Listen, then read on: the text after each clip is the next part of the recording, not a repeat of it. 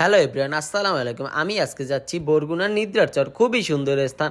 Recently সেই জায়গাটা খুবই ভাইরাল হয়েছে। তার জন্য আমি চিন্তা করলাম বরগুনার সেই নিদ্রার চর যাব।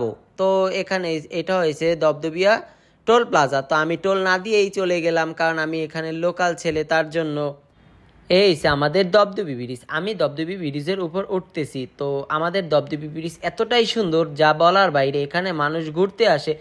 আমাদের দবদবি ব্রিজ থেকে আমাদের বরিশালে খুব জনপ্রিয় একটি স্থান 30 গোডাউন দেখা যায়। অনেক সুন্দর 30 গোডাউন যা বলার বাইরে। ওখানে মানুষ বিকেলে ঘুরতে আসে।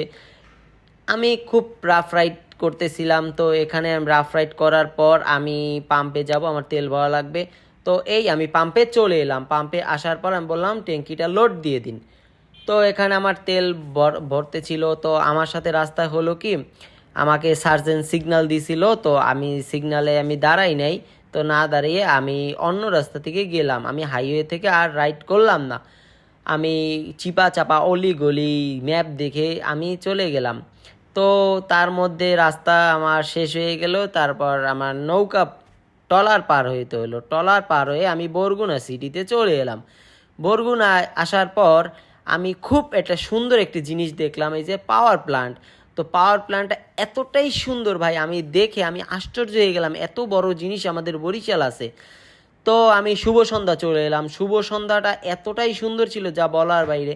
এখানে কিছু ভাইরা আমাকে সাজেস্ট করলো যে ভাইয়া আপনি নিদ্রার চর যেন না, কারণ তাদের চেহারায় অনেকটাই কষ্ট ছিল যে আমরা 4 জন মিলে বাইক উঠাতে পারছিলাম না। এই যে শুভ সন্ধ্যার বীজ। তো এখান থেকে আমি নিদ্রার চর রওনা দিলাম। তো নিদ্রার চর আমি এই এলাম, এখান থেকে নিদ্রার চরের কিছু ফুটেজ নিলাম, ছবি টবি তুললাম। আমি ওইখানে যেই টাইমে গিয়েছি ওই টাইমে কোনো লোকই ছিল না। তো তারপরে এই পর্যন্তই আজকের ভিডিও। তো আপনারা সবাই ভালো থাকবেন। তো আমার জন্য দোয়া করবেন। Thank you.